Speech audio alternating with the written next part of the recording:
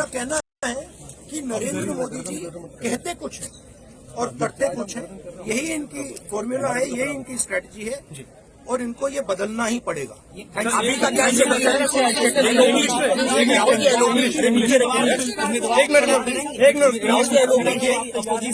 Issue क्या है कि पूरा देश जानता है कि प्रधानमंत्री के शब्दों का कोई मतलब नहीं।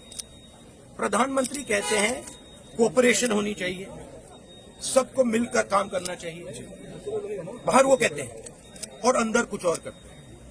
और हमारे लीडर को कहा गया कि कॉल रिटर्न होगा, अभी तक कॉल रिटर्न नहीं हुआ है। तो आप लोग सपोर्ट करेंगे? राजनाथ सिंह जी का खारगे जी को फोन आया। राजनाथ सिंह जी ने खारगे जी से कहा, देखिए आप हमारे स्पीकर को सपोर्ट कीजिए। ऑपोजिशन, पूरी ऑपोजिशन ने कहा है, हमने सब के सब से बात की है, पूरी ऑपोजिशन ने कहा है कि हम स्पीकर को सपोर्ट करेंगे, मगर कन्वेंशन ये है कि डेप्यूटी स्पीकर ऑपोजिशन को मिलना चाहिए। राजनाथ सिंह जी ने कल शाम कहा था कि वो खारगे जी को कॉल रिटर्न करेंगे। अभी तक राजनाथ सिंह जी ने खारगे जी का कॉल रिटर्न नहीं किया है। तो मोदी जी कह रहे हैं कंस्ट्रक्टिव कोऑपरेशन हो और फिर हमारे नेता को इंसल्ट करा जा रहा है। तो নমস্কার প্রিয় দর্শক, আপনারা দেখছেন কেএবি নিউজ বাংলা। আপনাদের স্বাগত জানাচ্ছি আমাদের নতুন চ্যানেলে নতুন একটা প্রতিবেদন নিয়ে। না, শেষ পর্যন্ত দেশের ইতিহাসে প্রথমবার, লোকসভার ইতিহাসে প্রথমবার স্পিকার পদে নির্বাচন অনুষ্ঠিত হতে চলেছে। বিবদমান দুটি শিবির আজকে দুজন প্রার্থীকে নমিনেশন পত্র জমা দেওয়া করিয়েছেন। এক তো বর্তমান স্পিকার যিনি এনডিএ শিবিরের ওম বিড়লা, তিনি নমিনেশন ফাইল করেছেন এবং বিরোধী পক্ষ অর্থাৎ ইন্ডিয়া শিবিরের তরফ থেকে কংগ্রেসের সাংসদ, 8 বারের জেতা সাংসদ কে সুরেশ, তিনি স্পিকার পদে নমিনেশন ফাইল করেছেন। সব ঠিকঠাক থাকলে আগামীকাল দেশের ইতিহাসে প্রথমবার স্পিকার পদে ভোট গ্রহণ হতে চলেছে লোকসভার অভ্যন্তরে। কেন ভেস্তে গেল ঐক্যমত্য? রাহুল গান্ধীর বক্তব্য আপনাদের শোনালাম। কংগ্রেস এর কাছে ফোন এসেছিল রাজনাথ সিং এর, বিজেপির তরফ থেকে, এনডিএ শিবিরের তরফ থেকে ইন্ডিয়া শিবিরের প্রধান হিসেবে কংগ্রেসের মল্লিকার্জুন খার্গের কাছে ফোন এসেছিল যে আপনারা স্পিকার পদে আমাদের প্রার্থীকে ওম বিড়লাকে সমর্থন করুন। তখন কংগ্রেসের পক্ষ থেকে বলা হয় ঠিক আছে, অন্যান্য শরিক দলের সঙ্গে আলোচনা করে জানানো হবে।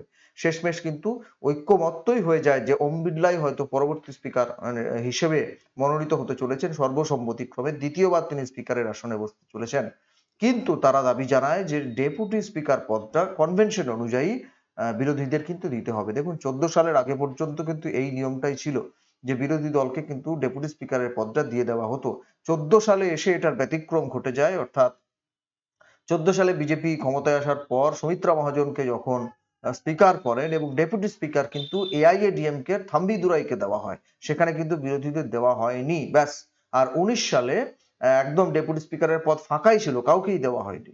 কিন্তু এবারে কংগ্রেস তো বিরোধী দল হিসেবে স্বীকৃতি পাচ্ছে, তারা তো 99 জন সাংসদ জয়যুক্ত হয়েছে, প্লাস ইন্ডিয়ার শিবির, সবটা মিলিয়ে একটা জোরদার। সেই জায়গায় দাঁড়িয়ে তারা দাবি করেছিলেন যে কনভেনশন অনুযায়ী ডেপুটি স্পিকারের পদটা আমাদের দেওয়া হোক, তাহলেই আমরা সমর্থন করব।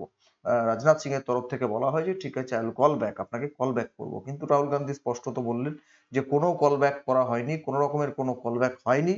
সুতরাং আমাদের নেতাকে অপমান করা হয়েছে, আমরা সে অপমান স্বীকার করব না, আমরা প্রার্থী দিয়ে দিচ্ছি। তাৎক্ষণিকভাবে কে সুরেশ কংগ্রেসের পক্ষ থেকে স্পিকার পদে নমিনেশন ফাইল করে দেন।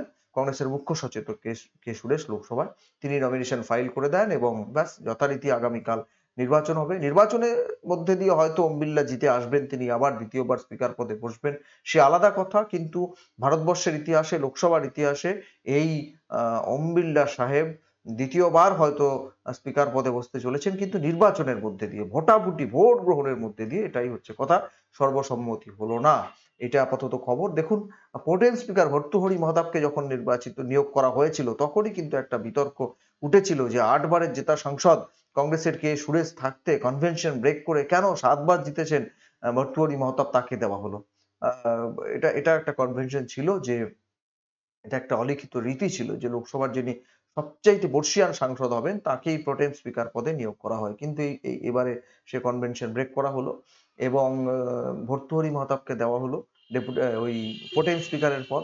সেই জায়গা থেকে দাঁড়িয়ে বিতর্ক একটা শুরু হয়েছিল। কিন্তু জানি না হয়তো বিজেপির ক্ষেত্র থেকেও কিছু কিছু ইকুয়েশন রয়েছে, তাদের এবারে জোট সরকার পরিচালনা করতে হচ্ছে, সুতরাং হয়তো ডেপুটি স্পিকারের পদ তাদের যারা শরিক চন্দ্রবাবু নাইডু থেকে শুরু করে একনাথ শিন্ডে থেকে শুরু করে নীতিশ কুমার থেকে শুরু করে আরো যারা যারা আছেন, যাদের নিয়ে জোট সরকার চালাতে হচ্ছে কংগ্রেসকে, তাদের কাউকে দিতে হবে। সেই জায়গা থেকেই হয়তো ডেপুটি স্পিকারের পদ নিয়ে তারা আহ কোনো রকমের কোনো ইতিবাচক সাড়া দেয়নি ইন্ডিয়া শিবিরের দিকে। 1 নম্বর। 2 নম্বর যে বিষয়টা হতে পারে সেটা হচ্ছে এই যে বিজেপি এটা ভালোভাবেই জানে যে তাদের লোকসভায় এই মুহূর্তে যা গরিষ্ঠতা রয়েছে তার জোরে তাদের যদি ডেপুটি স্পিকার পদেও নির্বাচন হয় তাতেও তারা জয়যুক্ত হয়ে আসতে পারবে, তাতে খুব একটা আটকাবে না। সেই জায়গা থেকে দাঁড়িয়ে তারা কার্যত থোড়াই কেয়ার পাত্তাই দেয়নি কংগ্রেসকে বা ইন্ডিয়া শিবিরকে।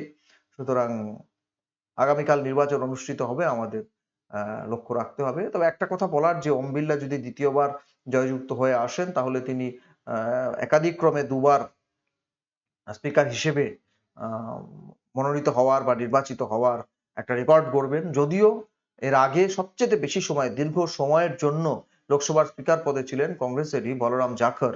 তিনি 9 বছর 10 মাস 27 দিন স্পিকার পদে ছিলেন। তিনি নিযুক্ত হয়েছিলেন 22শে জুন 1980 এবং তার মেয়াদ শেষ হয়েছিল 18ই ডিসেম্বর 1989। এই মোট 9 বছর 10 মাস 27 দিন তিনি স্পিকার পদে ছিলেন। ওম বিড়লা যদি দ্বিতীয়বার জয়যুক্ত হয়ে আসতে পারেন, সেই রেকর্ড তিনি হয়তো ছাপিয়ে যাবেন, সেদিকে আমাদের নজর। কিন্তু ভারতীয় গণতন্ত্রের এটা একটা বড় প্রহসন যে স্পিকার, এমনি রাষ্ট্রপতি পদে নির্বাচনেও ভোট গ্রহণ করতে হয় কখনো কখনো, ভারতবর্ষে অনেকবারই হয়েছে, কিন্তু স্পিকার পদে ভোট গ্রহণ এই প্রথমবার। বুঝতেই পারছেন, স্পিকার পদে যখন ভোট গ্রহণ করে স্পিকার নির্বাচিত করতে হচ্ছে, আগামী 5টা বছর সংসদের অভ্যন্তরে, লোকসভার অভ্যন্তরে কি তুল্যমূল্য লড়াই চলবে এবং সে লড়াই ইতিবাচক হবে না নেতিবাচক হবে, নাকি শুধুই বয়কট হবে ইত্যাদি, সেদিকে আমাদের নজর রাখতে হবে। তবে এটা, আজকের দিনটা 25শে জুন, জরুরি অবস্থার একটা দিন, সেটা যদি ভারতবর্ষের কলঙ্ক হয়ে থাকে তাহলে এই স্পিকার পদে নির্বাচন, লোকসভার অধ্যক্ষ নির্বাচনের দিনেও ভোট গ্রহণ, এটাও বোধহয় কম কলঙ্কের বিষয় নয়। আপনারা বলবেন, আপনাদের মূল্যবান মতামত কমেন্ট বক্সে কমেন্ট করে জানাবেন। নজর রাখবেন নতুন চ্যানেলে কেএবি নিউজ বাংলা, আমাদের অন্য যে চ্যানেলটা রয়েছে কেএবি নিউজ প্লাস, সেটা আপনারা দেখছেন।